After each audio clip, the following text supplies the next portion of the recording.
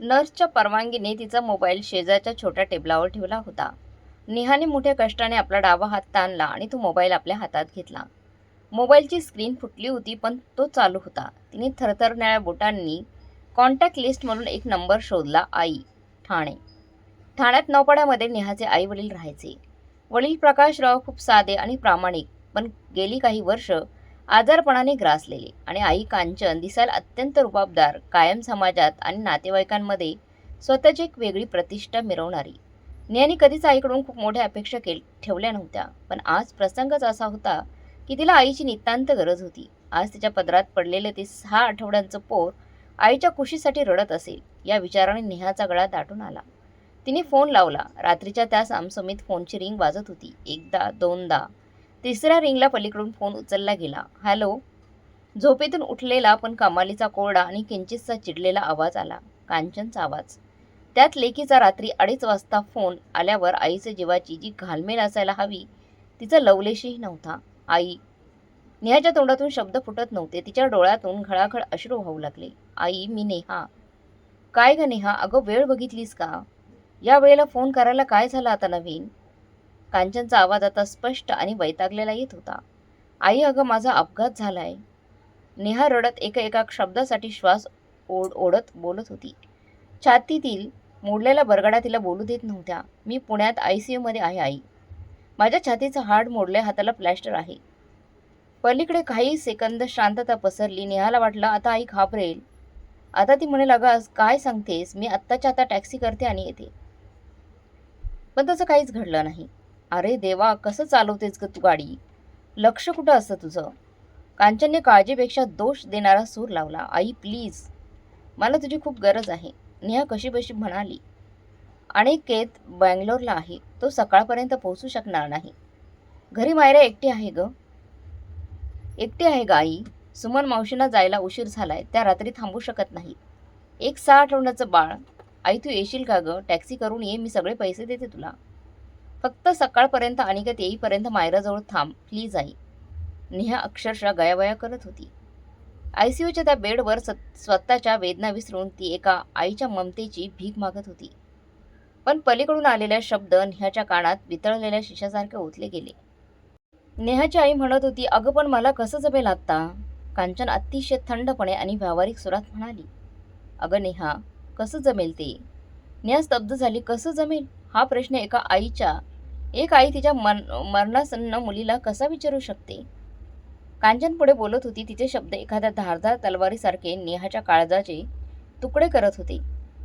अगं उद्या माझ्या भिशीची मंडळाची मोठी सणासुदीची पार्टी आहे. आपल्याच घरी आहे. सगळ्या बायका येणार आहेत. केवढी तयारी करायची मला. आणि तुला तर माहिती आहे, तुझी लाडकी बहीण रिया तिच्या मैत्रिणींसोबत गोव्याला गेली आहे ट्रिपला. तिच्या त्या बुटीकचं सगळं काम, ते कपड्यांचे ऑर्डर्स, गिऱ्हाईक, हे सगळं मलाच बघावं लागतंय. मी ठाणं सोडून अचानक पुण्याला कशी काय येऊ अगं? नेहाच्या स्वतःच्या कानावर विश्वास बसत नव्हता. तिच्या 6 आठवड्यांच्या उपाशापोटी रडणाऱ्या नातीपेक्षा ICU मध्ये मृत्यूशी झुंजणाऱ्या स्वतःच्या मोठ्या मुलीपेक्षा कांचनला उद्याची भिशीची पार्टी आणि धाकट्या मुलीच्या बुटीकचं काम जास्त महत्त्वाचं वाटत होतं. यावर नेहा काहीच बोलू शकली नाही. तिच्या घशात एक मोठा आवंडा अडकला. कांचन तिथेच थांबली नाही. तिने नेहमीप्रमाणे नेहालाच कमी लेखणारा आणि रियाची स्तुती करणारा तो हमखास वापरला जाणारा टोमणा मारलाच. अत्यंत तिरस्काराने ती म्हणाली, आणि तू हे काय ऐनवेळ काढलंस? तुझ्या धाकट्या बहिणीला बघ जरा. रिया कधी अशी ऐनवेळी अडचण निर्माण करत नाही. तिचं सगळं कसं प्लॅनिंग असतं. तुला ना कधीच स्वतःचं घर आणि स्वतःची कामं नीट मॅनेज करता आली नाही. नेहमीच काहीतरी घोळ घालतेस. आता बघू. मी सकाळी उठले की तुझ्या बाबांना विचारते, जमलं तर येऊ आम्ही तिकडे. रिया कधी अशी ऐनवेळी अडचण निर्माण करत नाही ग. हे वाक्य नेहाच्या कानात घुमू लागलं. अपघात होणं ही काही मुद्दाम निर्माण केलेली अडचण असते का? एक भरधाव ट्रकने येऊन धडक देणं ही प्लॅनिंगचा भाग नसतो. हे या बाईला कसं समजत नाही? आई, नेहाने तीक्ष्ण आवाजात हाक मारली, पण पलीकडून फोन कट झाला होता. हा आवाज ICUच्या त्या ECG मशीनच्या आवाजात मिसळून गेला. मोबाईल नेहाच्या हातातून निसटून पांढऱ्या शुभ्र चादरीवर पडला. रुग्णालयातील ती शांतता आता नेहाला खायला उठली होती. छातीतील वेदना आता काहीच वाटत नव्हत्या, कारण तिच्या अंतःकरणात पडलेलं भगदाड त्यापेक्षा कित्येक पटीने मोठं होतं. लहानपणापासून तिने कायम हेच पाहिलं होतं. रियाला मिळणारी लाड, रियासाठी आईने केलेला खर्च, आणि नेहाच्या वाट्याला आलेली फक्त फक्त आणि फक्त जबाबदारी. घरचं काहीही असो, पैसे लागो, आजारपण असो, नेहा कायम त्या घराचा भक्कम खांब बनून उभी राहिली होती. तिने स्वतःच्या इच्छा, स्वतःचं तारुण्य, अगदी स्वतःचा संसारही बाजूला ठेवून कायम आई-वडिलांचा आणि रियाला प्राधान्य दिलं होतं. पण आज आज जेव्हा तिला आयुष्यात पहिल्यांदा मदतीची गरज लागली होती, तेव्हा तिच्या जन्मदात्री आईने तिला तिच्या नवजात बाळाला वाऱ्यावर सोडलं होतं. कारण काय? तर एक फक्त भिशीची पार्टी आणि गोव्याला मजा मारायला गेलेल्या बहिणीचं बुटीक. एका ड्युटीवर असलेल्या नर्सने नेहाच्या जवळ विचारलं, मॅडम सगळं ठीक आहे ना? कोणी येतंय ना घरून? नेहाने त्या नर्सकडे पाहिले. तिचे डोळे अश्रूंनी डबडबले होते. ते अश्रू शारीरिक वेदनेचे नव्हते, तर एका भयंकर मोठ्या विश्वासाच्या तळ्याचे होते.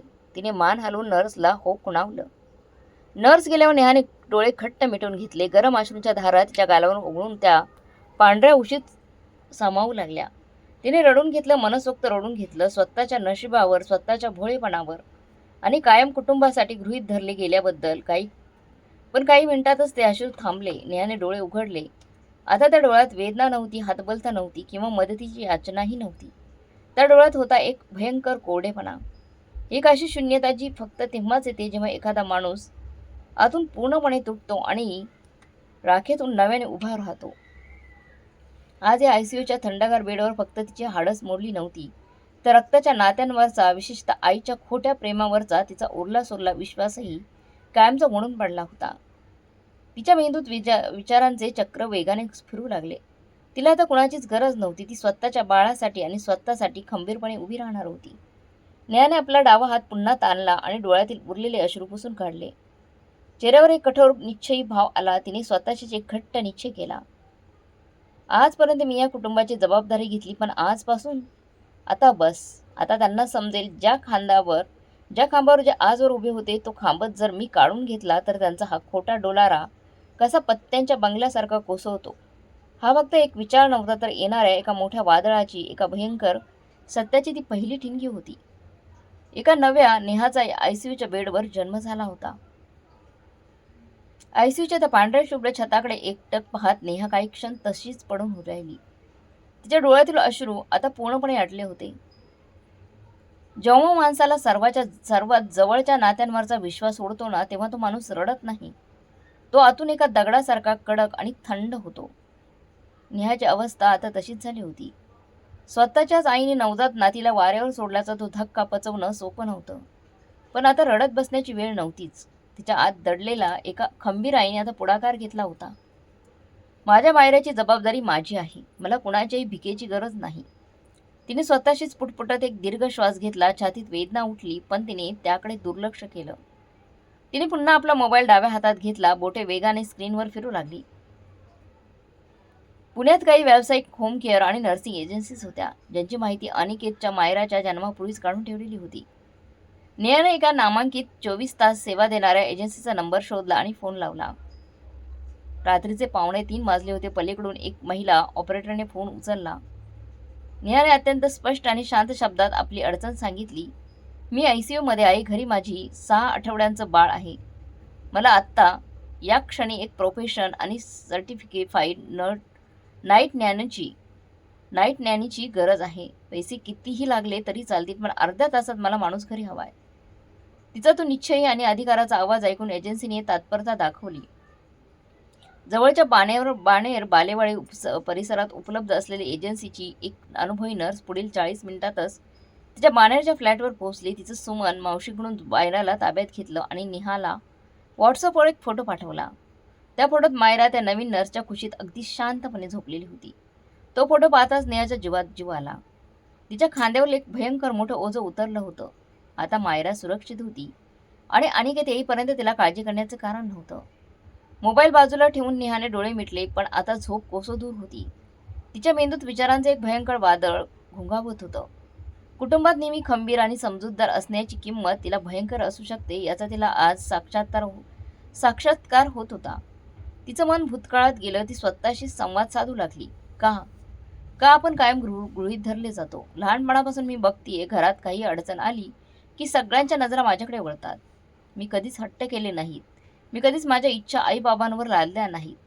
रियाने मात्र कायम स्वतःचे चोचले पुरवून घेतले आणि मी फक्त जबाबदाऱ्या ओढत राहिले. लोकांना वाटतं की मोठी मुलगी खंबीर आहे, ती सगळं मॅनेज करेल. पण खरं सांगायचं तर लोक तुमच्या खंबीरपणाचं कौतुक यासाठी करत नाहीत की त्यांना तुमचा अभिमान असतो. ते कौतुक यासाठी करतात जेणेकरून त्यांना स्वतःला कधी ती जबाबदारी उचलावी लागू नये. मी या घराचा तो मुख्य खांब बनले होते, ज्याच्यावर सर्व भार टाकून बाकीचे लोक आरामात झोपत होते. पण आज जेव्हा मला आधाराची गरज लागली तेव्हा त्यांनी मलाच वाऱ्यावर सोडलं होतं. हा विचार तिच्या मनाला तिळतीळ कापत होता. अनिकेतशी लग्न झाल्यापासून तिने स्वतःच्या संसारात किती तडजोडी केल्या होत्या हे आज तिला नव्याने आठवत होतं. अनिकेत कधीही काही बोलला नाही, तो कायम तिच्या पाठीशी उभा राहिला. त्यांनी स्वतःच्या घराचं इंटेरियर लांबणीवर टाकलं. स्वतःच्या फॉरेन ट्रिप्स रद्द केल्या होत्या कारण आई बाबांना माझी गरज आहे हेच बालपूत नेहा कायम लावत आली होती. याच विचारांच्या गर्दीत नेहाने पुन्हा मोबाईल हातात घेतला. तिच्या मनात एक भयंकर शंका डोकावली होती. तिने मोबाईलमध्ये तिचे बँकिंग ॲप उघडलं. अंधाऱ्या आयसीमध्ये मोबाईलच्या निळ्या पांढऱ्या प्रकाशात तिचा चेहरा एका यंत्रासारख्या भावशून्य दिसत होता. तिने ॲपमध्ये स्टँडिंग इन्स्ट्रक्शनचा रकाना उघडला. तिने तिथे 2 महत्त्वाचे ट्रान्सफर सेट केले होते. बाबा मेडिसिन्स 10,000 आणि दुसरे ठाणे हाऊस EMI 8,000. गेल्या 8-9 वर्षापासून महिन्यांची 1 तारीख उजडली की नेहाच्या पगारातील खात्यातून दरमहा 15 ते 20,000 रुपये न चुकता एका जॉईंट अकाउंटमध्ये जे तिनेच आईवडिलांसाठी उघडून दिलं होतं त्या ठिकाणी जमा होत होते. वडिलांची बायपास सर्जरी झाली तेव्हा नेहा नक्कीच नोकरीला लागली होती. बापाला पैशांची विवंचना नको आणि आईला घर चालवताना त्रास नको म्हणून तिने स्वतःहून ही जबाबदारी घेतली होती. आजवर तिने कधीच या पैशांचा हिशोब केला नव्हता, कारण नात्यांमध्ये हिशोब नसतात असं तिला वाटायचं. पण आज आईच्या त्या भयंकर कृतज्ञ वागण्याने तिला हिशोब करायला भाग पाडलं. तिने मोबाईलच्या कॅल्क्युलेटरकडे आकडे टाकले. दरमहा कधी 15,000, कधी 18,000, तर कधी 20,000 गुणिले 12 महिने गुणिले तर 8.5 वर्षे. स्क्रीनवर आलेला आकडा पाहून नेहाचा श्वास 1 सेकंदासाठी थांबला. 16 ते 17 लाखांच्या आसपासची रक्कम, तब्बल 16-17 लाख रुपये. गेल्या 8-9 वर्षात तिने स्वतःच्या घामाचे कष्टाचे 16-17 लाख रुपये माहेरी पाठवले होते. एक मध्यमवर्गीय मुलगी स्वतःच्या संसाराला मुरड घालून इतकी मोठी रक्कम पाठवते आणि तरी तिला तिची आई म्हणते तू ऐनवेळी घोळ घालतेस. नेहाने तातडीने ते जॉईंट अकाउंट जिचे ॲक्सेस तिच्याकडे होते स्टेटमेंट डाउनलोड केले. गेल्या 8-9 वर्षांचे स्टेटमेंट PDF स्वरूपात तिच्या फोनवर उघडले गेले. तिला बघायचे होते की तिने पाठवलेले हे 16 लाख रुपये खरंच बाबांच्या औषधांवर आणि घराच्या हप्त्यांवर खर्च झाले आहेत का. तिने सर्व पानं त्या क्षणी तपासली नाहीत, पण मोठ्या रकमेचे आणि ओळखीचे व्यवहार शोधत ती एक नोंद पाहू लागली. आणि जसजशी ती आकडे पाहत होती तसं तिच्या पायाखालची जमीन सरकत होती. ICUच्या त्या थंडगार हवेतही तिच्या अंगाची लाहीलाही होत होती. वडील प्रकाश रावांच्या औषधांचा खर्च, फार्मसीची बिले आणि डॉक्टरांची फीचे ट्रान्झॅक्शन तिने शोधून काढले. गेल्या 8 वर्षात बाबांच्या औषधांवर आणि आईच्या EMIवर जेमतेम 3 ते 4 लाख रुपये खर्च झाले होते. मग उरलेले जवळपास 12 ते 13 लाख रुपये कुठे गेले. स्टेटमेंटमधील पुढचे आकडे हे एक भयानक सत्याचा पुरावा फाडणारे होते. POS ट्रान्झॅक्शन, POS वामनहरी पुढे पेठ ज्वेलर्स 75,000 रुपये. UPI ट्रान्सफर पेशवाई पैठणी 25,000 रुपये. नेहाला आठवलं, गेल्या दिवाळीत आईने नातेवाईकांसमोर स्वतःच्या गळ्यातील सोन्याची नवीन ठुशी आणि हातातील भारी पाटल्या मिरवल्या होत्या. हे मी माझ्या साठवलेल्या पैशांतून घेतले असा रुबाब तिने मारला होता. नेहाच्या स्वतःच्या घामाच्या पैशातून आईने सोन्याचे दागिने घेऊन स्वतःची हौस भागवली होती. पुढे आणखी धक्कादायक नोंदी होत्या. रिया बुटीक रेंट 20,000 रुपये 2 महिन्यांनी. मेक माय ट्रिप गोवा हॉलिडे 35,000 रुपये. ब्युटी पार्लर 15,000 रुपये. नेहाचे हात थरथरू लागले. तिला आता समजले होते ती तिच्या वडिलांचा जीव वाचवत नव्हती, ती तिच्या आईची भीशीतील प्रतिष्ठा आणि बहिणीची चैनीची लाईफस्टाईल स्पॉन्सर करत होती. रियाला कधीच पैशांची अडचण का आली नाही, कारण तिचे लाड पुरवण्यासाठी, तिची कर्जाचे हप्ते भरण्यासाठी आई नेहाच्या पैशांचा अक्षरशः चुराडा करत होती. कांचनने स्वतःच्या मोठ्या मुलीच्या प्रामाणिकपणाचा आणि भावनांचा अत्यंत नीचपणे गैरवापर केला होता. काय मूर्ख होते मी, नेहा स्वतःशीच पुटपुटली. तिच्या आवाजात आता रडू नव्हतं, तर एक भयंकर संताप आणि स्वतःच्याच भोळेपणाची चीड होती. मी अनिकेतला सांगायची की बाबांना महागडी औषधं लागतात आणि इकडे माझी आई माझी माझ्या पैशातून पैठणी करत होती. भिशीतील बायकांसमोर माझा बाप कसा श्रीमंत आहे दाखवण्यासाठी उधळपट्टी करत होती. आणि रिया माझी सख्खी बहीण, तिच्या गोव्याचे दौरे माझ्या पैशांवर सुरू होते. तिच्या मनातील आईवडिलांच्या घरची ती पवित्र प्रतिमा आज पूर्णपणे चक्काचूर झाली होती. तिने स्वतःचे आयुष्य एका भ्रामक जगासाठी पणाला लावले होते. ज्या कुटुंबासाठी तिने देवासारखं मानलं त्यांनीच तिला एका पैशाच्या मशीनसारखं वापरले होते. नेहाच्या डोळ्यातील संताप आता एका बर्फाळ शांततेत बदलला. तिने एक दीर्घ श्वास घेतला. तिच्या उजव्या हाताच्या प्लॅस्टरमध्ये हलकीशी कळ आली, पण तिचे लक्ष त्याकडे नव्हते. तिने मोबाईल स्क्रीनवर दिसणाऱ्या त्या ऑटो ट्रान्सफरच्या ऑप्शनवर क्लिक केले. स्क्रीनवर एक मेसेज पॉपअप झाला. Are you sure you want to cancel this standing instructions? तुम्हाला खात्री आहे का की तुम्हाला हा ट्रान्सफर रद्द करायचा आहे? नेहाने डोळे मिटले. तिच्या डोळ्यासमोर मायराचा तोपाशीपोटी रडणारा चेहरा, अनिकेतचा तो काळजीने ग्रासलेला चेहरा आणि कांचनचा तो अत्यंत थंड निर्दयी आवाज आला.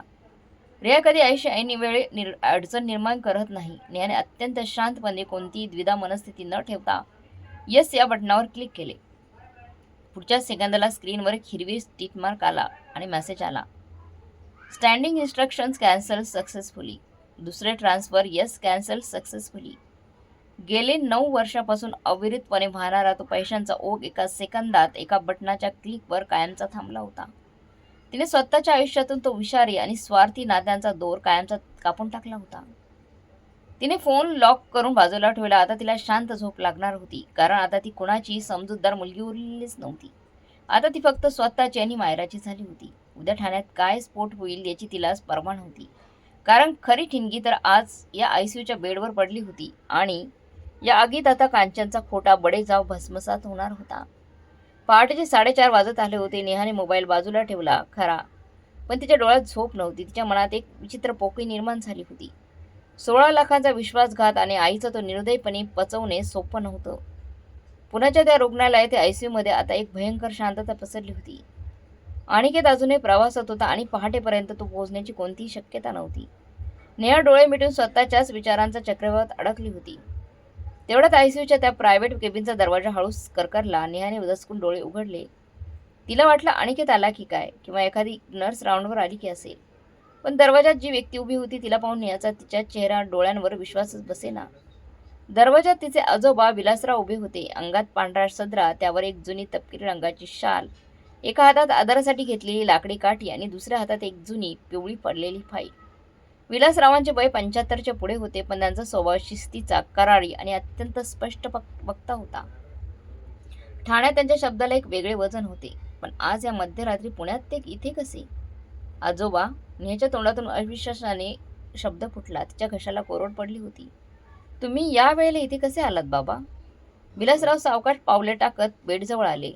आपल्या नातील्या अवस्थेत मोडलेल्या बरगाड्या आणि हाताला असलेल्या प्लॅस्टरचं कट पाहून त्या कराळी माणसाच्या शहरात क्षणभर हलवला. त्यांच्या डोळ्यात पाणी तरळले, पण त्यांनी ते लगेच सावरले. काठी खुर्चीला टिकून ते बेडच्या शेजारी बसले आणि त्यांनी आपला थरथरणारा सुरकुतलेला पडलेला हात नेहाच्या डोक्यावर ठेवला. त्या एका स्पर्शात इतकी माया आणि इतकी मोठा आधार होता की आईने वाऱ्यावर सोडलेल्या नेहाला आजोबांच्या त्या स्पर्शाने अचानक भरून आले. रडू नकोस पोरी, विलासराव अत्यंत जड आणि गंभीर आवाजात म्हणाले. त्यांचा आवाज खरचटला होता. त्यांनी तुझ्या अश्रूंची कधीच किंमत ठेवलेली नाही. त्यांच्याकडे हे मोती गाळायचे नसतात. पण आजोबा, तुम्हाला कसं समजलं आणि तुम्ही एकटे कसे आलात? नेहाने हुंदके देत विचारलं. अनिकेतचा फोन आला होता मला, विलासराव शांतपणे म्हणाले. त्याला माहीत होतं की कांचनने तुला नकार दिलाय. तो बिचारा तिकडे बँगलोरमध्ये तडफडत होता. म्हणाला, आजोबा, नेहा तिथे एकटी आहे, मायरा घरी आहे. सासूबाईंनी याला नकार दिलाय हे ऐकलं आणि माझ्या तळपायची आग मस्तकात गेली. रात्रीच ओळखीच्या ड्रायव्हरला फोन करून गाडी काढली आणि मी लगेच इकडे यायला निघालो. मायराकडे नर्स पोहोचल्याचं मला अनिकेतने वाटेतच सांगितलं. मग मी थेट रुग्णालयात आलोय ग. नेहाने डोळे मिटून घेतले. आजोबांनी माझ्या आईचं सत्य समजलं या विचाराने तिला कुठेतरी अपराधी वाटत होतं. पण विलासराव जे पुढे बोलले ते ऐकून नेहाचे डोळे आश्चर्याने विस्फारले. तुला काय वाटतं नेहा, कांचन काय करते हे मला आणि तुझ्या दिवंगत आजीला माहीत नव्हतं? विलासरावने आपल्या हातातील ती जुनी फाईल स्वतःच्या मांडीवर ठेवली आणि म्हणाले, पोरी, मी जन्म घातलाय माझ्या मुलीला, प्रकाशला. तो साधा आहे, सरळ मार्गी आहे, पण त्याची बायको तुझी आई कांचन ही किती स्वार्थी आणि मतलेबी आहे हे तुझ्या आजीने, रमाबाईंनी खूप आधीच ओळखलं होतं.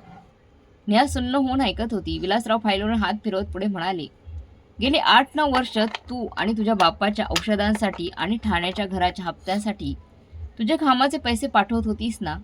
आम्हाला सगळं माहीत होतं. जेव्हा जेव्हा तू पैसे पाठवायचीस त्यांच्या दुसऱ्याच दिवशी कांचन नटून थटून भिशीच्या पाट्यांना जायची. कधी नवीन पैठणी, कधी सोन्याच्या पाटल्या, तर कधी कानातले. नातेवाईकांमध्ये आमचा व्यवसाय कसा जोरात चालू आहे याच्या ती बडाया मारत असायची. आणि तिकडे रिया, तिचे ते गोव्याचे दौरे, तिचे ते महागडे कपडे, हे सगळं कुठून येत होतं? तुझ्या आजीची नजर खूप तीक्ष्ण होती. ती मला नेहमी म्हणायची, अहो आपली नेहा जुनेच कपडे वापरते, ती अनिकेत सोबत साधी कुठे फिरायला जात नाही. आणि इकडे आपली सून पैशांची उधळपट्टी करते.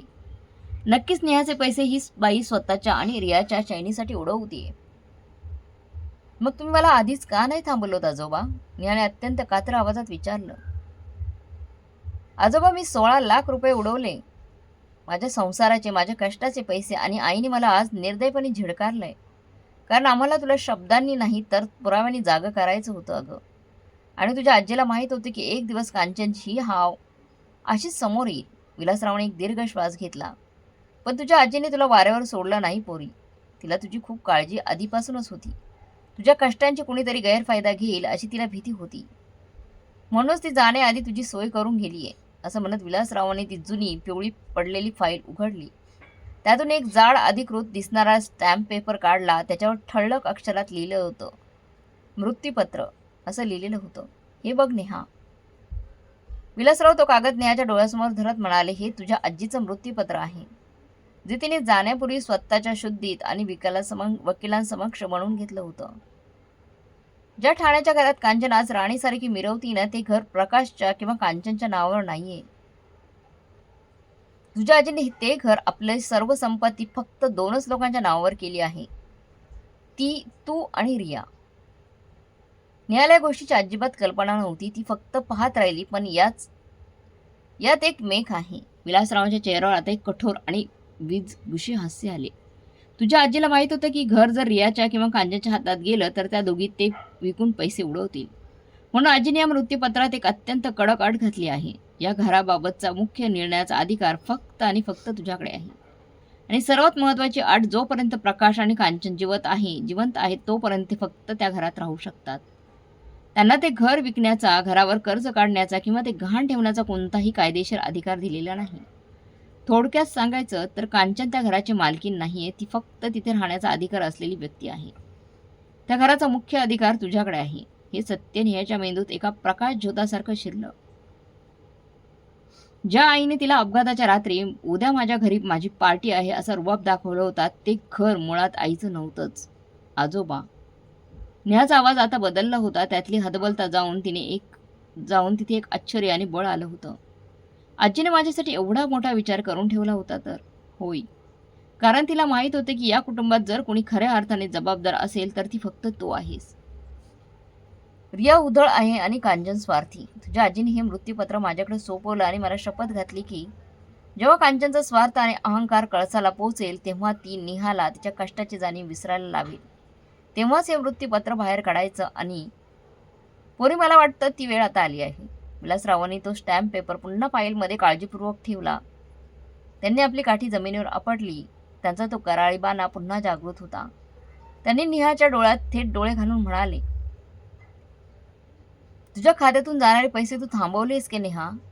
त्यांनी थेट विचारलं. हो आजोबा, मगाशीच. सगळे ट्रान्सफर मी कायमचे कॅन्सल केलेत. नेहा अत्यंत खंबीरपणे उत्तर दिलं.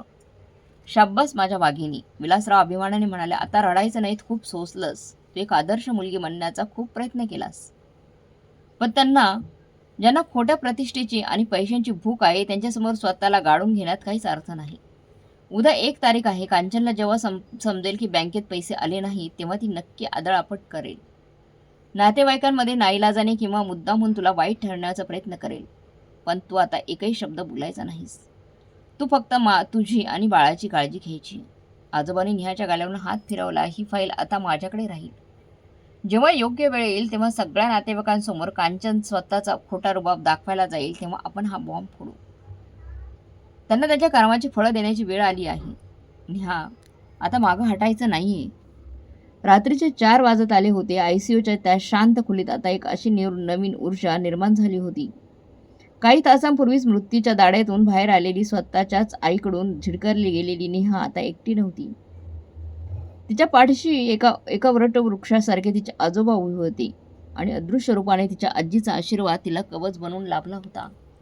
नेहाने डोळे मिटले, पण त्यावेळी तिच्या डोळ्यात अश्रू नव्हते. तिच्या चेहऱ्यावर एक विलक्षण शांतता होती, वादळापूर्वीची शांतता. उद्या सकाळी कांचनला बसणाऱ्या त्या पहिल्या धक्क्याची आणि त्यानंतर सुरू होणाऱ्या युद्धाची ही नांदी होती. कुटुंबात गृहीत धरल्या जाणाऱ्या एका मुलीने आता स्वतःच्या अस्तित्वाची आणि स्वाभिमानाची लढाई सुरू केली होती. दुसऱ्या दिवशीची सकाळ, पुण्याच्या त्या रुग्णालयातील खिडकीतून येणारी कोवळी किरणे, आयसीयूच्या त्या पांढऱ्या शुभ्र खोलीत एक नवी आशा घेऊन आली होती. काल रात्री आजोबांनी दिलेल्या आधाराने नेहाच्या मनातील वादळ शांत झालं होतं. सकाळी 8च्या सुमारास केबिनचा दरवाजा उघडला आणि अनिकेत आत आला. रात्रभराचा प्रवास, डोळ्यात साचलेली झोप, चेहऱ्यावरची काळजी आणि घामाने डबडबलेला शर्ट. अनिकेतची ती अवस्था पाहून नेहाला गहिवरून आलं. तो थेट धावतच तिच्या बेडजवळ आला. तिच्या हातावरचे ते मोठे प्लॅस्टर आणि चेहऱ्यावरील ओरखडे पाहून तो अक्षरशः कोसळला. त्याने नेहाचा डावा हात आपल्या दोन्ही हातात घट्ट धरला आणि तो लहान मुलासारखा हुंदके देऊन रडू लागला. नेहा, आय एम सॉरी, मी तुझ्यासोबत असायला हवं होतं, मला माफ कर ग. अनिकेतचा आवाज कापत होता. अनिकेत, शांत हो, मी एकदम ठीक आहे. नेहाने अत्यंत प्रेमाने तिच्या डोक्यावरून हात फिरवला. मायरा कशी आहे? तू घरी जाऊन आलास ना? हो, मी आधी घरीच गेलो. नर्स खूप चांगली आहे. मायरा शांत झोपली होती. पण तू स्वतःला पाहिलंयस का? अनिकेतने डोळे पुसत विचारलं. काल रात्री सासूबाईंनी नेहाला कशी मदत नाकारली ही त्याला माहीत होतं. त्याने रागाने विचारलं, आई आल्या नाहीत का? काल मी त्यांना फोन केला होता तेव्हा त्यांनी मला उडवाउडवीची उत्तरं दिली. कशा आहेत आई? कशा आई आहेत यार? याने एक शांत आणि अर्थपूर्ण स्मित हास्य केलं. अनिकेत, ज्यांना माझी काळजी कधीच नव्हती त्यांना न येण्याचं मला आता कोणतंही दुःख नाही. मला काल रात्री जे घडलंय ते मी तुला सांगते. नेहाने मग त्याला रात्री आजोबा आल्याचं आणि त्यांनी दाखवलेल्या आजीच्या मृत्यूपत्राबद्दल सर्व काही सांगितलं. आणि सर्वात महत्त्वाचं म्हणजे तिने पाठवलेले 16 ते 17 लाख रुपये आईने कसे उडवले आणि तिने काल रात्री ते ट्रान्सफर कसे कायमचे थांबवले तेही तिने स्पष्ट केलं. अनिकेत हे सर्व ऐकून सुन्न झाला, पण दुसऱ्या क्षणी त्याच्या चेहऱ्यावर एक प्रचंड अभिमान झळकला. त्याने नेहाच्या कपाळाचे चुंबन घेतलं आणि म्हणाला, तू जो निर्णय घेतलायस ना तो अगदी योग्य आहे. मी तुझ्या पाठीशी खंबीरपणे उभा आहे. आता त्यांना त्यांची जागा दाखवून द्यायचीच. तिकडे ठाण्यात सकाळची 9 वाजण्याची वेळ आली होती. आज 1 तारीख होती. कांचनच्या डोक्यात आजच्या भिशी मंडळाच्या पार्टीचे विचार घोळत होते. तिने केटरर्सला नाश्त्याची ऑर्डर दिली होती आणि दुसरीकडे सोनारकडे जाऊन स्वतःसाठी एक नवीन डिझाईनची अंगठी बुक करायची तिची योजना होती. त्यासाठी तिला पैशांची गरज होती. दर महिन्याच्या 1 तारखेला सकाळी 8 वाजता तिच्या मोबाईलवर बँकेचा एक SMS धडकायचा. Your account has been credited with 18,000. पण आज 9 वाजले तरी फोनवर तो टिंग असा आवाज आला नव्हता. कांचनने 2-3 वेळा मोबाईल चेक केला. नेटवर्कचा प्रॉब्लेम असेल म्हणून तिने बँकचे ॲप उघडून पाहिलं. बॅलन्स काल होता तितकाच होता. नवीन पैसे जमा झाले नव्हते. तिच्या कपाळावर आता आठ्या पडल्या. ही नेहा नेहमी काहीतरी घोळ घालते. काल ॲक्सिडेंट झालाय ना म्हणून बँकेत पैसे भरायला विसरली असेल. ती स्वतःशीच पुटपुटली. तिने फोन उचलला आणि नेहाला कॉल लावला. रुग्णालयात नेहाचा फोन वाजला. स्क्रीनवर आई ठाणे हे नाव फ्लॅश होत होतं. नेहा आणि अनिकेतने एकमेकांकडे पाहिलं. नेहाने अनिकेतला शांत राहण्याची खूण केली आणि फोन स्पीकरवर टाकला. हॅलो. नेहाने अत्यंत कोरड्या आवाजात फोन उचलला. अगं नेहा, कशी आहेस बाळा तू? कांचनने आवाजात कमालीचा गोडवा आणि खोटी काळजी आणत विचारलं. अगं, काल रात्री मला झोपच लागली नाही बघ. जीवाला नुसतं घोर लागून राहिलं होता. वेदना कमी झाल्यात का तुझ्या? काल रात्री जिने वेळ बघितली का? झोप मोडली केलीस असा वैताग दाखवला होता. तीच आई आता मधाचे बोट लावत होती. नेहाला तिच्या त्या दुटप्पीपणाची शिसारी आली. मी ठीक आहे, नेहा त्रोटकपणे म्हणाली. बरं आणि पळत पोहोचला का? मायरा ठीक आहे ना? अगं ते जाऊ दे, मी काय म्हणत होते. कांचन आता मुख्य मुद्द्यावर आली. तू बँकेचं काहीतरी सर्व्हर डाऊन आहे वाटतंय ग. दर महिन्याला तुझे पैसे येतात ते आज आलेच नाहीत. तुझं काही ट्रान्सफर करायचं राहून गेलंय का कालच्या गडबडीत? कारण मला आज केटरर्सला आणि बुटीकच्या माणसाला पेमेंट करायचे. अगं. रुग्णालयात नेहाच्या चेहऱ्यावर एकही रेष हलली नाही. ती अत्यंत शांत, स्थिर आणि थंड आवाजात म्हणाली, आई, बँकेचं सर्व्हर डाऊन नाहीये. मी ट्रान्सफर थांबवले आहेत आणि तेही कायमचे. पलीकडून काही सेकंद भयंकर शांतता पसरली. कांचनला तिच्या कानावर विश्वास बसत नव्हता. काय काय म्हणतेस तू? ट्रान्सफर थांबवले म्हणजे? म्हणजे यापुढे माझ्या खात्यातून तुमच्या खात्यात एकही रुपया जमा होणार नाही. सोपी भाषा आहे. समजायला अडचण येऊ नये, याने स्पष्ट शब्दात सुनावले. हे ऐकताच कांचनच्या डोक्याचा पारा भडका उडाला. तिच्या आवाजातला तो खोटा गोडवा एका सेकंदात गायब झाला आणि तिचे खरे विषारी रूप बाहेर आले. तुला काय पैशांचा माज आलाय का ग? तू ट्रान्सफर थांबवणारी लावून कोण गेलीस ग? अगं बापाच्या औषधांचं काय, घरच्या हप्त्यांचं काय? तुझ्या बापाला वाऱ्यावर सोडायला निघालीस का तू? किती स्वार्थी आहेस का तू? स्वतःचा संसार थाटला म्हणजे आईबापाला विसरलीस का? कांचन अक्षरशः किंचाळत होती. ती आता नेहाला इमोशनल ब्लॅकमेल करून दाबवण्याचा प्रयत्न करत होती. पण नेवर आता या भावनिक नाटकाचा कोणताही परिणाम होणार नव्हता. ती शांतपणे म्हणाली, बाबांच्या औषधांवर किती खर्च होतो आणि रियाच्या बुटीकवर किती उधळपट्टी होते याचा सगळा हिशोब काल रात्रीच मी काढलाय आई. त्यामुळे तू भावनिक ब्लॅकमेलिंग आता दुसऱ्या कोणासमोर तरी कर. हे ऐकून कांचनला धक्काच बसला. ती काहीतरी बोलणार तोच नेहाने फोन कट केला आणि नंबर डू नॉट डिस्टर्ब वर टाकून दिला. तिकडे ठाण्यात कांचन रागाने अक्षरशः लालबुंद झाली होती. तिच्या हातातून आजची पार्टी, तिचा बडे जाव निसटून गेला होता. जेव्हा स्वार्थी माणसाचा डाव फसतो तेव्हा ते समोरच्याला बदनाम करायचा मार्ग निवडतात. कांचनने तेच केलं. तिने लगेच मोबाईलमध्ये कुटुंब रंगले काव्यात नावांचा नातेवाईकांचा व्हॉट्सअप ग्रुप उघडला, ज्यामध्ये नेहाचे सर्व काका, आत्या, मावशी आणि चुलत भावंडे होती. कांचन एक मोठा भावनिक आणि अत्यंत खोटा मेसेज टाईप करायला सुरुवात केली. सगळ्या नातेवाईकांना अत्यंत दुःखाने सांगावंसं वाटतंय की आज माझ्या स्वतःच्या मुलीने नेहाने आम्हाला अक्षरशः रस्त्यावर आणून सोडले. तुम्हाला तर माहिती आहे प्रकाशची तब्येत कशी असते. त्याच्या औषधासाठी आणि आमच्या जगण्यासाठी नेहा थोडी मदत करत होती. पण अचानक आज तिने पैसे देण्यास नकार दिलाय. पैशांचा एवढा माज यावा? स्वतःचा नवरा चांगल्या नोकरीवर आहे म्हणून जन्मदात्या बापाला असं आजारपणात वाऱ्यावर सोडायचं का? आमच्यावर तर जणू आभाळच कोसळलंय. कलियुग आहे हे.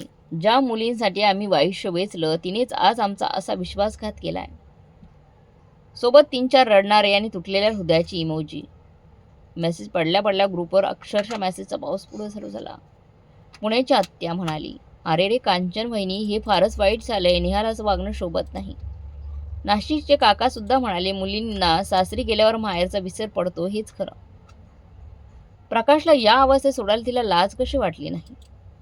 चुलत भाऊ म्हणाले, शर्मनाक. पैशांचा एवढा गर्व कधीच असू नये माणसाला.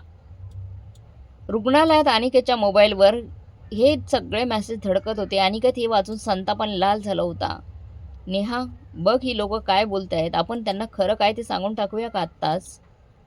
पण नेहा अत्यंत शांत होती. तिने अनिकेतचा हात धरला आणि ती हलकीच हसली. नाही अनिकेत, आत्ताच काही बोलायचं नाही. यांना जेवढं चिखलफेक करायची तेवढी करू दे. आईला वाटते की ती मला नातेवाईकांमध्ये बदनाम करून माझ्यावर दबाव आणेल आणि मी घाबरून पुन्हा पैसे सुरू करेल द्यायला.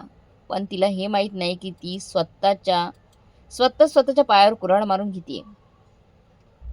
तेवढ्यात अनिकेतच्या फोनवर आणखी एक कॉल आला. स्क्रीनवर नाव होतं रिया, गोवा. अनिकेतने फोन नेहाच्या हातात दिला. नेहाने कॉल उचलला. पलीकडून अतिशय मोठ्या आवाजात इंग्रजी पॉप म्युझिक आणि समुद्राच्या लाटांचा आवाज येत होता. रिया गोव्याच्या एका महागड्या बीचवर क्लबमध्ये होती. तिच्या आवाजात काळजीचा कोणताही लवलेश नव्हता. उलट एक उधळपणा आणि कमालीचा वैताग होता. Hello Neha, what's the hell of this? रियाचा कर्कश आवाज कानावर पडला. तिला नेहाच्या अपघाताचे काही पडलेलं नव्हतं. तुला माहिती आहे माझा इथे केवढा इन्सल्ट झालाय. मी माझ्या फ्रेंड्सना पार्टी देत होते आणि माझं कार्ड डिक्लाइन करण्यात आलंय. आईला फोन केला तर ती म्हणतीये तू डॅडच्या अकाउंटला पैसे नाही टाकले आहेत. अगं काय चाललंय तुझं? माझ्या बाउन्सरचं पेमेंट आणि बुटीकचं रेंट अडकलंय तुझ्यामुळे. सेंड द मनी राईट नाव. स्वतःची बहीण ICUमध्ये आहे हे माहीत असूनही रियाला फक्त स्वतःच्या कार्डची आणि पार्टीची चिंता होती. हा उधळपणा पाहून नेहाला आता कीव येत होती. रिया, नेहाचा आवाज एखादा धारदार बर्फासारखा होता. तुझ्या कार्डवर जे पैसे असायचे ते आईच्या माहेरचे नव्हते. ते मी माझ्या घामाचे गमावून पाठवायची. आणि यापुढे तुझे फालतू चोचले पुरवायला मी इथून पुढे 1 रुपयाही देणार नाही. तुला पार्टी करायची ना, मग स्वतः कमव आणि स्वतः बिल भर. आणि हो, माझा अपघात झालाय. मी रुग्णालयात आहे. Just for your kind information. नेहाने फोन कट करून फेकून दिला. रिया गोव्यात हातात मोबाईल घेऊन स्थितमित होऊन उभी राहिली. तिला नेहाकडून असा पलटवार कधीच अपेक्षित नव्हता. जिबीने आजवर सर्व लाड पुरवत होती ती अचानक अशी कशी बदलली? रुग्णालयाच्या त्या शांत खोलीत आता फक्त नेहा आणि अनिकेत होते. अनिकेतने फोन सायलेंटवर टाकला. "तू ठीक आहेस ना?" अनिकेतने काळजीने विचारलं. "मी कधीच इतके ठीक नव्हते अनिकेत." नेहाच्या डोळ्यात एक वेगळीच चमक येऊन गेली. "गेली 9 वर्ष मी एका भ्रमात जगत होते. आज मला खरी शांती मिळाली. पण मी इथेच थांबणार नाही." "म्हणजे?" अनिकेतने गोंधळून विचारलं. "माझी आई गप्प बसणाऱ्यांमधली नाही. व्हॉट्सअपवरचं नाटक हा फक्त एक पहिला भाग होता. आता दिवाळी जवळ येत आहे. दिवाळी पाडव्याला ती सहज दरवर्षी सगळ्या नातेवाईकांना घरी बोलवते. यंदाही ती तेच करेल. मला सर्वांसमोर अपमानित करून सर्वांच्या दबावाखाली पुन्हा पुन्हा पैसे सुरू करायला लावण्याचा तिचा डाव असेल." नेहाच्या चेहऱ्यावर एक अत्यंत थंड पण भेदक हास्य उमटलं. "आणि आपण तिला तो डाव खेळू देणार आहोत. आपण दिवाळी पाडव्याला ठाण्याला जाणार आहोत अनिकेत, पण यावेळी आपल्या रिकाम्या हाताने जाणार नाही. आपण तिच्याच मंचावर, तिच्याच प्रेक्षकांसमोर तिचा तो खोटा बुरखा असा काय फोडणार आहोत की त्यानंतर ती कोणालाही तोंड दाखवण्याच्या लायकीची राहणार नाही." अनिकेतने नेहाच्या डोळ्यातील तो ठाम निश्चय पाहिला. तो काहीच बोलला नाही. त्याने फक्त नेहाचा हात अत्यंत अधिक घट्ट पकडला. एक मोठं वादळ आता ठाण्याच्या दिशेने झोपावणार होतं आणि त्याची संपूर्ण तयारी आयसीयूच्या शांत खोलीत सुरू झाली होती. काही आठवडे अत्यंत शांततेत उलटून गेले. पुण्याच्या बाणेरमधल्या फ्लॅटमध्ये आता एक वेगळेच सकारात्मक वातावरण होते. नेहा आता रुग्णालयातून घरी आली होती. तिच्या उजव्या हातावरचे ते जड प्लॅस्टर आता निघाले होते आणि तिथे फक्त एक क्रॅप बँडेज उरले होते. बरगड्यांची वेदनाही बरीचशी कमी झाली होती. अनिकेतने ऑफिसमधून सुट्ट्या घेऊन तिची आणि मायराची खूप प्रेमाने काळजी घेतली होती. या संपूर्ण काळात ठाण्याहून तिच्या आईचा, कांचनचा एकही फोन आला नव्हता. नेहानेही तिकडे संपर्क साधण्याचा प्रयत्न केला नाही. तिचे ट्रान्सफर कायमचे बंदच होते. हळूहळू ऑक्टोबर महिना संपत आला आणि दिवाळीचे वेध लागले. अंगणात रांगोळ्या सजू लागल्या, आकाशकंदील झळकू लागले आणि हवेत एक आल्हाददायक गारवा आला. आणि याच वातावरणात दिवाळीच्या 2 दिवस आधी नेहाच्या मोबाईलवर कांचनचा फोन आला. नेहाने अनिकेतकडे पाहत फोन उचलला. "हॅलो बाळा, कशी आहेस?" कांचनच्या आवाजात तोच जुना खोटा मधाळपणा आणि साळसूदपणा ओतप्रोत भरलेला होता. "अगं, जे झालं ते झालं. सणासुदीच्या दिवशी जुने राग मनात ठेवायचे नसतात. शेवटी ते रक्तच ना. उद्या पाडवा आहे अगं. दिवाळी पाडव्याला लेक जावयाने माहेरी यायचं असतं. ही आपली परंपरा आहे. आणि आमच्या मायराची ही पहिलीच दिवाळी ना. तेव्हा उद्या नक्की या दिवाळीला. सगळ्यांनाच आनंद होईल." नेहाने अत्यंत शांतपणे हे सर्व ऐकून घेतले.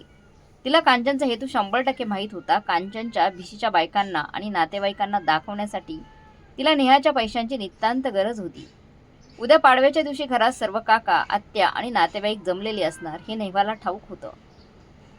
सर्वांसमोर नेहाला अपमानास्पद वागणूक देऊन, तिला स्वार्थी ठरवून आणि सर्वांच्या दबावाखाली तिला पुन्हा पैशांचा ओघ सुरू करण्यासाठी भाग पाडण्याचा हा कांचनचा एक अत्यंत पद्धतशीर आखलेला कट होता.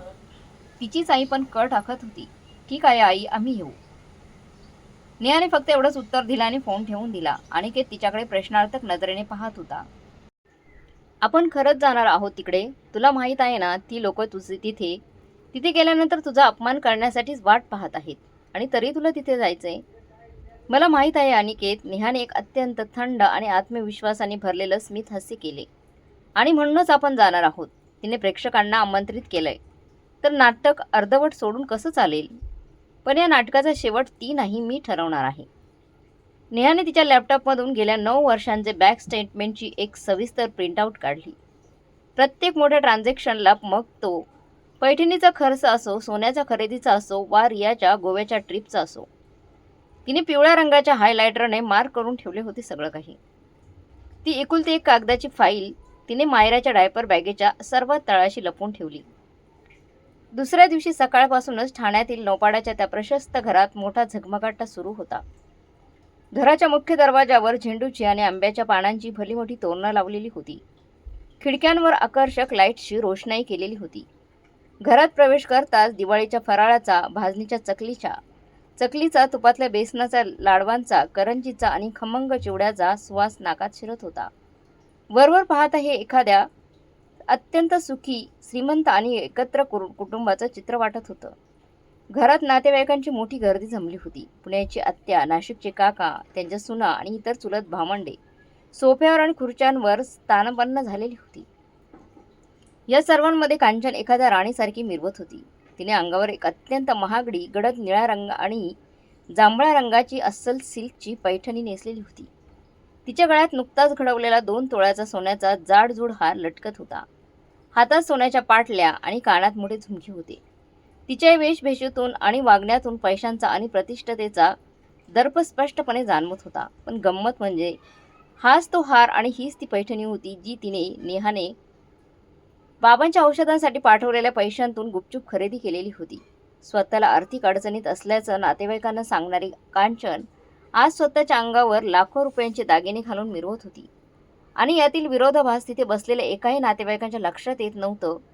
रियाई एका कोपऱ्यात डिझायनर लेहंगा घालून तिच्या मोबाईलवर सेल्फी काढण्यात मग्न होती. या संपूर्ण झगमगाटात एका बाजूला वडील प्रकाशराव मात्र एका जुन्या सोफ्यावर अत्यंत शांत, खिन्न आणि हतबलपणे बसलेले होते. त्यांच्या चेहऱ्यावर आजाराचा आणि वयाचा थकवा स्पष्ट दिसत होता. त्यांना या दिखाव्याशी काहीही देणे घेणं नव्हतं.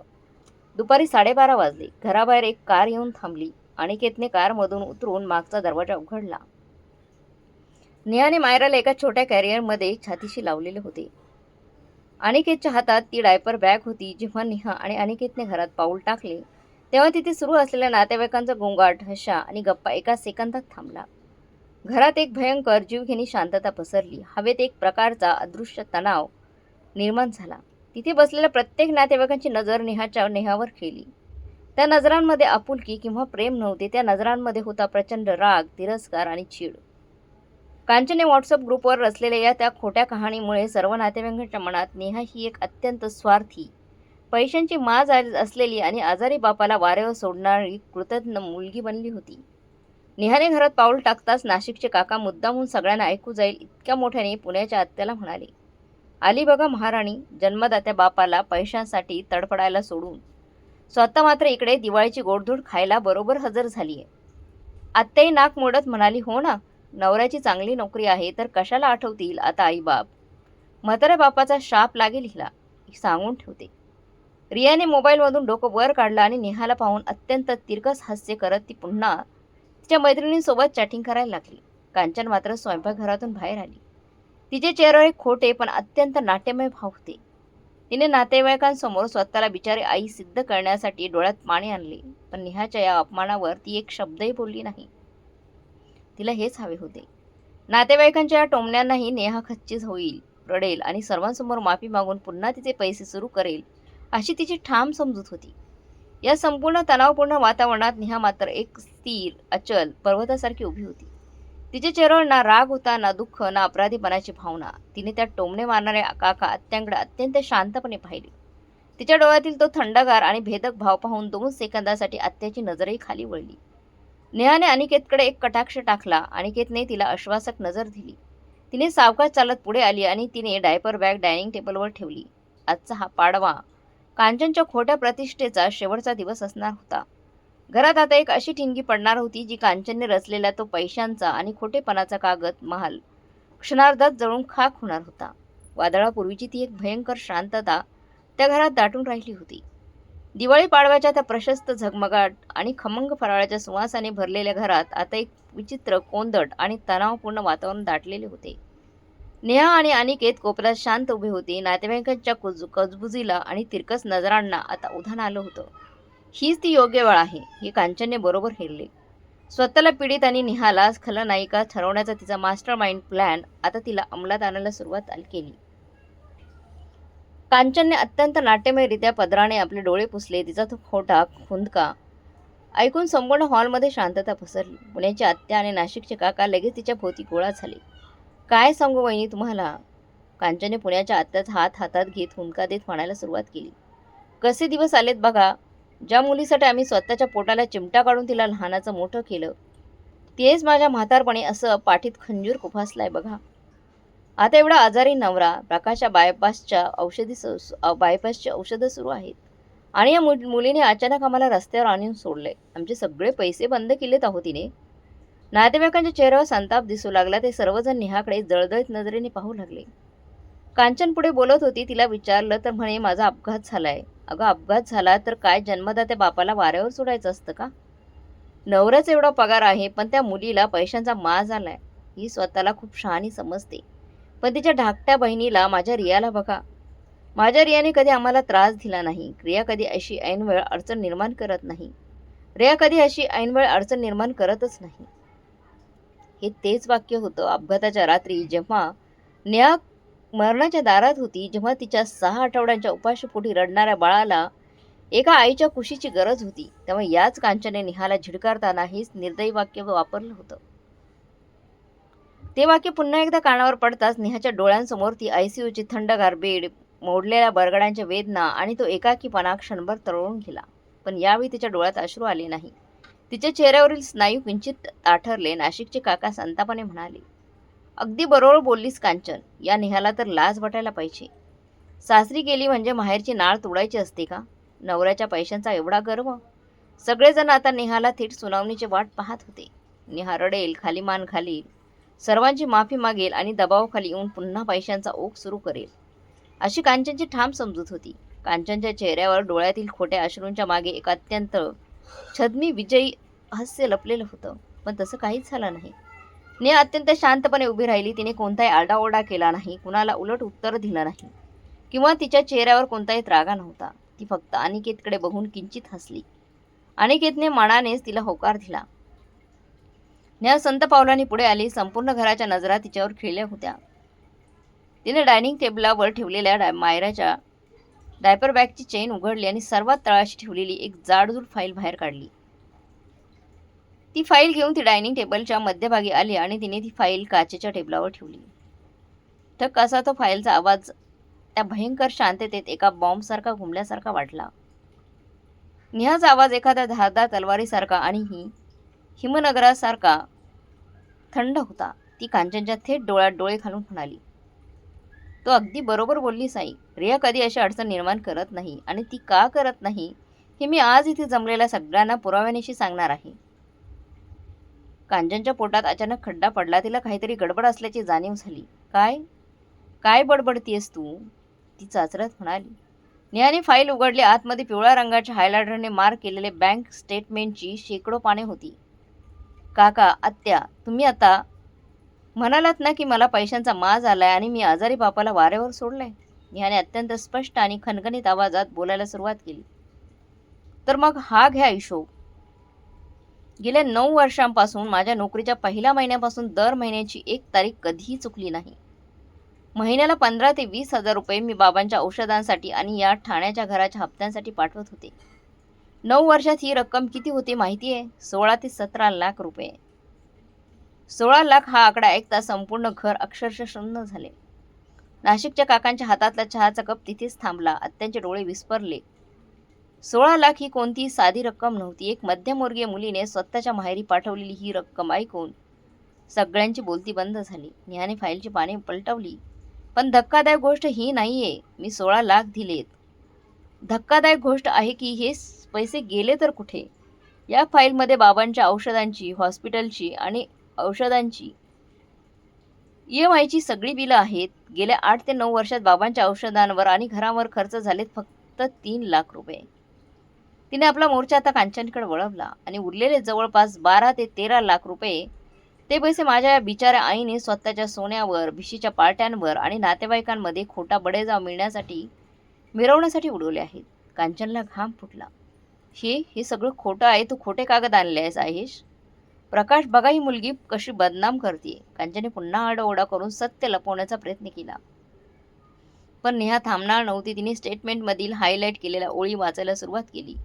"खोटं आहे मग हे काय आहे? 22 ऑक्टोबर POM ट्रान्झॅक्शन, वामनहरी पेठे ज्वेलर्स, 75,000 रुपये.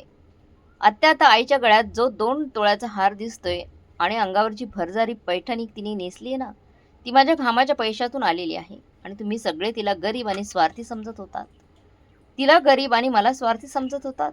सगळ्या नातेवाईकांच्या नजरा आता कांचनच्या गळ्यातील हारावर आणि तिच्या अंगावर पैठणीवर खेळल्या. कांचनच्या चेहऱ्यावरील तो गर्वाचा मुखवटा आता पूर्णपणे गळून पडला होता. तिची अवस्था एका पकडलेल्या चोरासारखी झाली होती. "आणि माझी लाडकी बहीण रिया." नेहाने कोपऱ्यात उभे असलेल्या रियाकडे पाहिलं. रियाचा मोबाईल केव्हाच हातातून खाली पडला होता आणि तिचा चेहरा पांढरा फटक पडला होता. रियाचं ते बुटीक, तिचे महागडे बाउन्सर आणि मागच्या महिन्यातील तिची ती गोव्याची ट्रीप, जिथून तिने मला ICUमधून असताना पैशांसाठी फोन करून शिव्या घातल्या होत्या, ती सगळी चंगळ बाबांच्या बायपास सर्जरीच्या नावाखाली काढलेल्या माझ्या पैशातून स्पॉन्सर झालेली आहे. रिया कदाचित आईच्या बोलण्यावर विश्वास ठेवत असेल, पण सत्य हेच आहे की तिची चेन माझ्या पैशांच्या आधारावर चालत होती. हे ऐकून रियाने मान खाली घातली. तिला आता नातेवाईकांसमोर तोंड दाखवायला जागा उरली नव्हती. घरात एक भयानक शांतता पसरली. कुणीच काही बोलत नव्हतं. जे काका आणि आत्या मगाशी निहाला नावं ठेवत होती, त्या कांचनकडे अत्यंत तिरस्काराने पाहत होते. कांचनचा खोटा बुरखा सर्वांसमोर अक्षरशः टळाटळ फाडला गेला होता. पण हे सगळ्यात सर्वात मोठा, सर्वात भयंकर धक्का बसला होता तो एका माणसाला. वडील प्रकाशरावांना. प्रकाशराव त्या जुन्या सोप्यावरून थरथरत्या पायाने उभे राहिले. त्यांचा श्वास जड झाला होता. त्यांना वाटत होते की हे घर, त्यांचा आजारपणाचा खर्च आणि रियाचे बुटीक हे सर्व कांचनने तिच्या माहेरची एखादी जमीन विकून आणलेल्या पैशातून किंवा रियाच्या कमाईतून उभं केलं आहे. कांचनने त्यांना गेले 9 वर्षे याच अंधारावर ठेवले होते. ते अत्यंत अडखळत पाय ओढत डायनिंग टेबलाजवळ आले. त्यांचे हात थरथर कापत होते. त्यांनी ती फाईल हातात घेतली. त्यातले ते आकडे, ते बँकेचे शिक्के पाहून त्यांचे डोळे भरून आले. त्यांनी मान वर करून कांचनकडे पाहिलं. कांचन, त्यांचा आवाज अक्षरशः फाटला होता. हे खरं आहे, तू माझ्या मोठ्या पोरीचे पैसे उडवलेस आणि मला खोटं सांगितलंस. कांचनने नजर चोरली. तिच्या तोंडातून एक शब्दही फुटला नाही. तिची ही शांतता प्रकाशरावांच्या काळजात एखाद्या भाल्यासारखी घुसली. प्रकाशरावांच्या डोळ्यातून धाय मुकलून अश्रूंच्या धारा वाहू लागल्या. त्यांच्या डोळ्यासमोर नेहाचे गेले 9 वर्षांचे आयुष्य एखाद्या चित्रपटासारखे सरकून गेले. लग्न झाल्यापासून या पोरीने स्वतःसाठी कधी एक साधा नवीन ड्रेस घेतला नव्हता. ती कधी अनिकेत सोबत सुट्ट्यांमध्ये कुठल्या फॉरेन ट्रिपला देखील गेली नव्हती. ती कायम जुनीच कार वापरत होती. स्वतःच्या संसाराला, स्वतःच्या इच्छांना मारून ती महिन्याला न चुकता पैसे पाठवत होती, फक्त स्वतःच्या बापाला मरणयातनातून वाचवण्यासाठी. आणि इथे तिची सख्खी आई त्याच पैशातून स्वतःचा थाट मिरवत होती. प्रकाशराव ढसढसा रडू लागले. ते तडक नेहाच्या समोर आले. त्यांच्या अंगात आता त्राण उरला नव्हता. ते नेहाच्या पाया पडण्यासाठी खाली वाकले आणि त्यांनी स्वतःचे दोन्ही थरथरणारे हात नेहाच्या समोर जोडले. बाबा, हे काय करताय तुम्ही? नेहा एकदम घाबरली. तिने लगेच खाली वाकून त्यांना सावरण्याचा प्रयत्न केला. अनिकेतही धावत पुढे आला आणि प्रकाशराव खाली जमिनीवर गुडघ्यावर बसून राहिले. त्यांचा ऊर अभिमानाने आणि तितकाच भयंकर पश्चातापाने भरून आला होता. सर्वांसमोर भरल्या घरात हुंदके देत ते नेहाला म्हणाले, मला माफ कर पोरी, मला माफ कर. माझ्या औषधांसाठी तू तुझं तारुण्य, तुझ्या इच्छा आणि तुझा संसार पणाला लावलास. स्वतःच्या घामाचे 16-17 लाख रुपये तू या घरात ओतलेस आणि मला या गोष्टीची साधी भनकही लागली नाही. या बाईने मला सांगितलं होतं की तिच्या माहेरची प्रॉपर्टी विकून हे पैसे येत आहेत. मला वाटलं माझी धाकटी मुलगी कमवते, पण माझ्याच मोठ्या मुलीचा घसा कापून मी माझी औषधं खात होती. माझ्याच लेकीच्या पैशांवर मी जगलो. माझ्यासारखा अभागी, आंधळा आणि नालायक बाप या जगात नसेल ग. बापाचे ते अश्रू, त्याची ती तडफड आणि त्यांचा तो हृदय पिळवटून टाकणारा पश्चाताप पाहून घरातील पाषाण हृदय माणसांच्याही डोळ्यात पाणी आलं. स्वतः नेहाच्याही डोळ्यातून अश्रू ओघळले. तिने बाबांना घट्ट मिठी मारली. बाबा, प्लीज शांत व्हा. यात तुमची काही चूक नाही. तुम्ही रडू नका. नेहा त्यांना समजावत होती, पण प्रकाशरावांना शांत करणं आता कठीण झालं होतं. त्यांनी संतापाने कांचनकडे पाहिले. तुला लाज कशी वाटली नाही कांचन? जन्मदात्री आई आहेस तू तिची. एक पोरगी मरणाच्या दारात असताना तिला तू भिशीच्या पार्टीचं कारण सांगून झिटकरलंस आणि वरून आज सर्वांसमोर तिलाच बदनाम करायला निघालीस. कांचन आता पूर्णपणे एकटी पडली होती. तिचा डाव तिच्यावरच उलटला होता. नातेवाईकांसमोर तिची उरली सुरली इब्रतही वेशीवर टांगली होती. ज्या घरात ती राणीसारखी मिरवत होती त्याच घरात आज ती एका भिकारणीपेक्षाही लाचार दिसत होती. सत्याचा हा स्फोट इतका भयंकर होता की त्याने कांचनच्या खोट्या प्रतिष्ठेच्या चिंधड्या उडवल्या होत्या. पण कांचनचा अहंकार अजूनही पूर्णपणे संपलेला नव्हता. ती स्वतःची चोरी पकडली जाऊनही स्वतःला वाचवण्यासाठी शेवटची तडफड करणार होती. शेवटची फडफड करण्यावर तिला वाटत होती किमान हे घर तर तिच्या मालकीचं आहे. इथून तिला कुणीही काढू शकत नाही. पण तिला कुठं माहीत होते की या नाटकाचा सर्वात मोठा आणि अंतिम अंक अजून बाकी होता. आणि त्या अंकाची स्क्रिप्ट घेऊन दारात साक्षात विलासराव आजोबा उभे राहणार होते.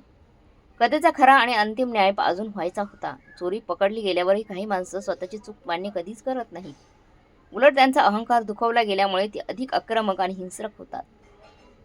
कांचनची अवस्था आता नेमकी तशीच झाली होती. स्वतःच्याच नवऱ्याने सर्वांसमोर सुनावलेले सत्य आणि नातेवाईकांच्या डोळ्यातील तर जळजळीत तिरस्कार पाहून तिची उरली सुरली लाजही संपली होती. आता तिच्याकडे गमावण्यासारखं काहीच उरलं नव्हतं. म्हणून तिने आपल्या हुकुमशहाचा हुकुमशाहीचा शेवटचा पत्ता फेकायचं ठरवलं. तिने डोळ्यासमोर ते खोटे अश्रू पुसले आणि तिचा चेहरा एक भयंकर रागाने लालबुंद झाला.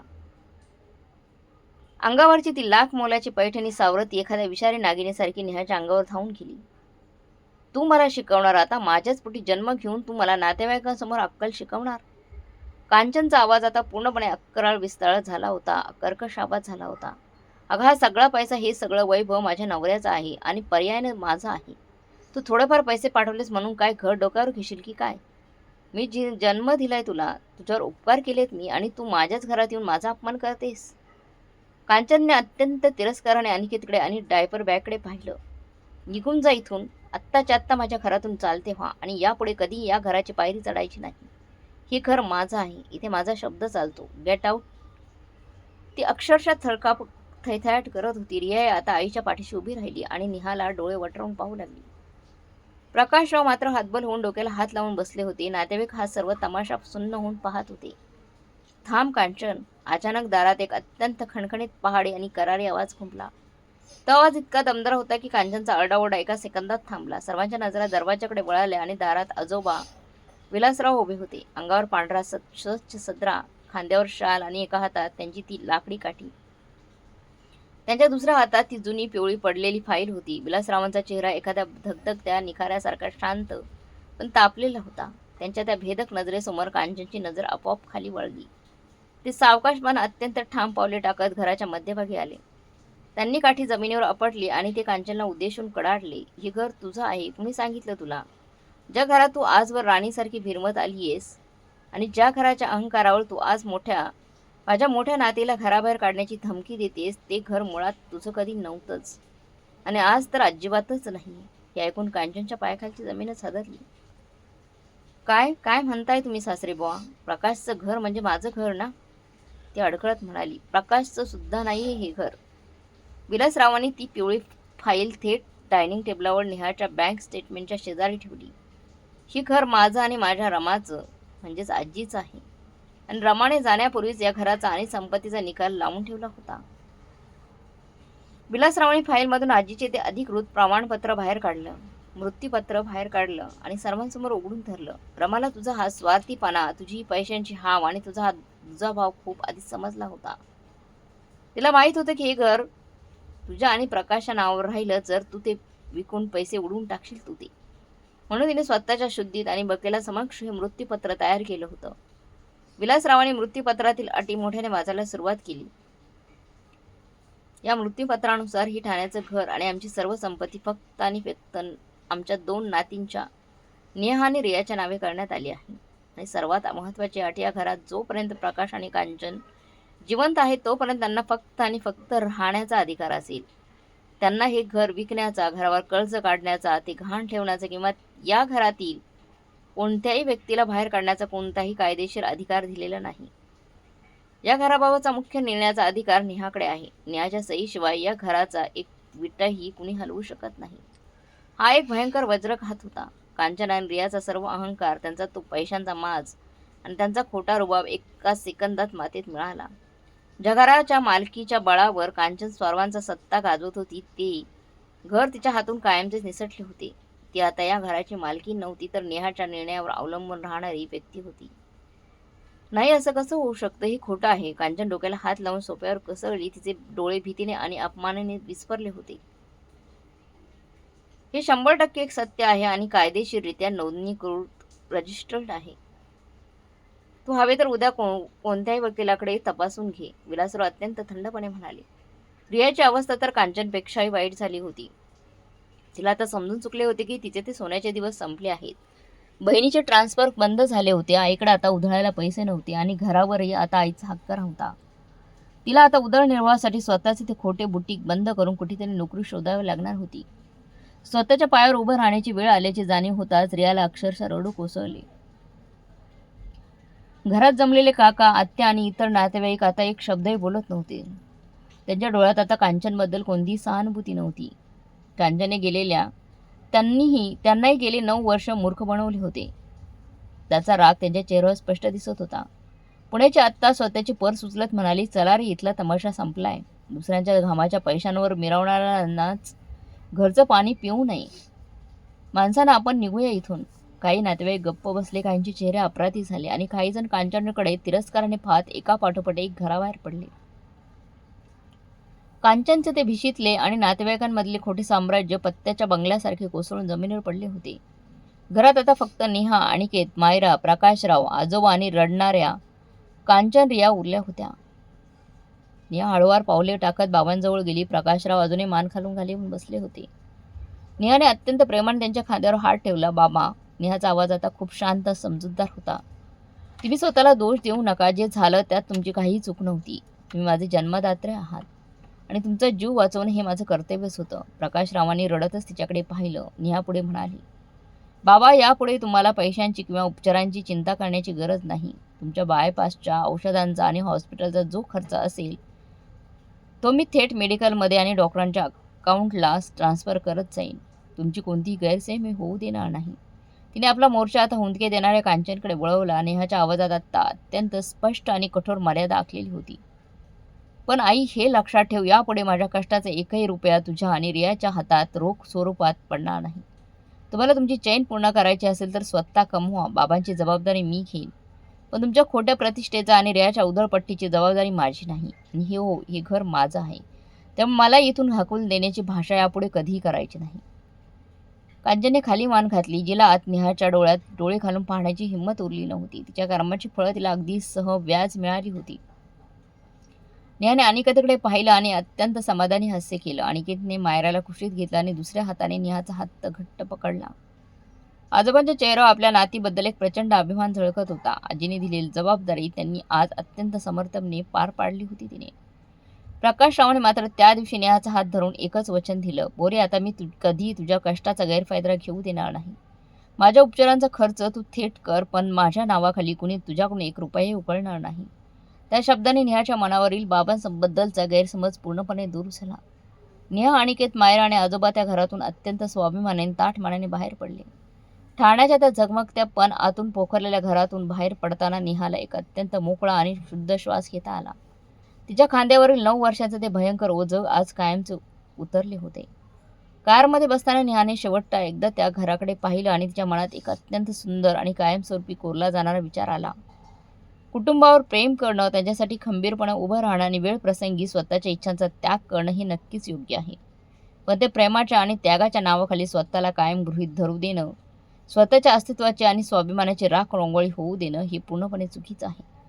जेव्हा रक्ताची नातीच तुम्हाला ATM मशीनसारखी वापरू करू लागतात, तेव्हा त्या नात्यांचा दोर वेळेत कापणं हा स्वार्थीपणा नसून ती स्वतःच्या स्वाभिमानाची सर्वात मोठी पूजा असते. खऱ्या प्रेमाला हिशोबाची गरज नसते, पण जिथे फक्त हिशोबच ठेवले जातात तिथे प्रेमाची अपेक्षा करणं मूर्खपणाचे असते. आज नेहाने ती अपेक्षा कायमच सोडून दिली.